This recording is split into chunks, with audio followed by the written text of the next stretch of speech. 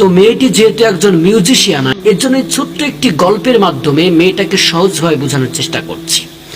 তো একটি গ্রামে একজন লোক ছিল, যে লোকটা কোনোদিন নামাজ পড়ে নাই, একেবারেই বেনামাজি। তো সেই গ্রামে একজন ইমাম সাহেব ছিল, যে ইমাম সাহেব লক্ষ্য করলো যে কি ব্যাপার, এই লোক তো কোনোদিনও নামাজে আসে না, ব্যাপারটা কি। ইমাম সাহেব একদিন ওই লোকটার কাছে চলে গেল, যাওয়ার পরে জিজ্ঞাসা করতেছে, ভাই কি ব্যাপার, আপনি তো কোনোদিন নামাজে আসছেন না, কেন নামাজ পড়েন না? লোকটি বলতেছে, এই যে শীতের দিন আমি যে ঠান্ডার ভিতরে অজু করবো, এই বিষয়টা আমার ভালো লাগে না। 5 ওয়াক্ত নামাজে যে আমি অজু করে নামাজ পড়বো, এই অজু করা বিষয়টা আমার ভালো লাগে না। ইমাম সাহেব তখন তাকে বলতেছে, আপনাকে অজু করতে হবে না, আপনি অজু ছাড়াই নামাজে চলে আসেন। তাকে নামাজের ফজিলত সম্পর্কে জানানো হলো, নামাজের গুরুত্ব সম্পর্কে জানানো হলো। যখন নামাজের ফজিলত সম্পর্কে সে জানতে পারলো এবং অজু ছাড়া নামাজে যাওয়ার চান্স পেয়ে গেল, তখন সে খুব আনন্দিত এবং সে অজু ছাড়া নিয়মিত 5 ওয়াক্ত নামাজ সেই ইমাম সাহেবের পিছনে নামাজ আদায় করতে শুরু করলো।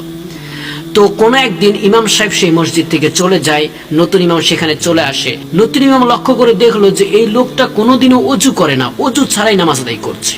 এখন ইমাম সাহেব তাকে বলতেছে, কি ব্যাপার ভাই, আপনি অজু ছাড়া কেন নামাজ আদায় করেন?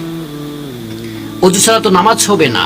নামাজ যেমন জান্নাতের চাবি, অজু তেমন নামাজের চাবি, আপনাকে অজু করতে হবে।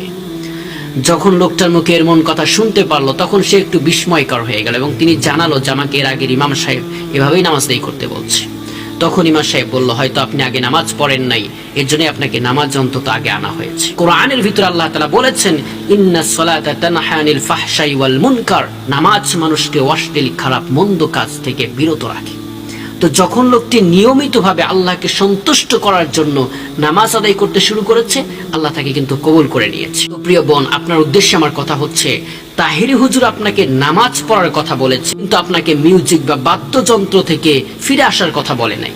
এর কারণ হচ্ছে, আপনি যখন 5 ওয়াক্ত নামাজ আদায় করতে শুরু করবেন, বিশ্বাস করেন, যখন আপনি আল্লাহকে সন্তুষ্ট করার জন্য 5 ওয়াক্ত নামাজ পড়বেন, আল্লাহ আপনার নামাজটা যখন কবুল করে নেবে, তখন এই দুনিয়ার কোনো মিউজিক বাদ্যযন্ত্র, কোনো প্রকারের গুনাহের কাজ আপনার কিছুই ভালো লাগবে না।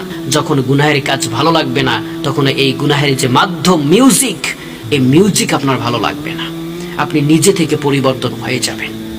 আজ আপনি মনে করছেন যে আলেমেরা ফলোয়ার বাড়ানোর জন্য কথা বলে।